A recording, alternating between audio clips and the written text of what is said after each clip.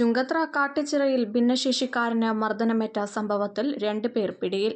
കേസിലെ 1ഉം 3ഉം പ്രതികളെയാണ് എടക്കര പോലീസ് കോയമ്പത്തൂരിൽ വെച്ച് പിടികൂടിയത്.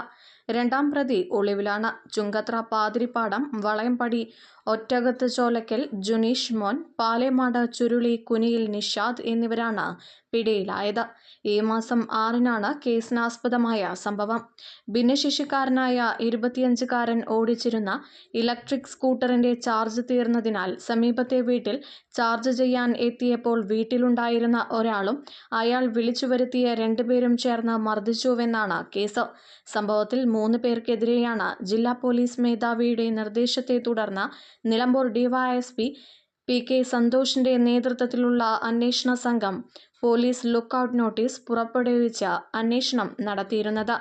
സംഭവശേഷം 2 സംഘങ്ങളായി ബംഗളൂരു, പൂനെ, മുംബൈ, ചെന്നൈ, മധുരൈ, കോയമ്പത്തൂർ തുടങ്ങിയ സ്ഥലങ്ങളിൽ ഒളിവിൽ താമസിച്ചിരുന്ന പ്രതികളിൽ 2 പേരെയാണ് കോയമ്പത്തൂർ റെയിൽവേ സ്റ്റേഷന് സമീപത്തുനിന്ന് എടക്കര SHO NB ഷൈജുവിന്റെ നേതൃത്വത്തിലുള്ള സംഘം പിടികൂടിയത്. നിലമ്പൂർ JFC-M കോടതിയിൽ ഹാജരാക്കിയ പ്രതികളെ റിമാൻഡ് ചെയ്തു.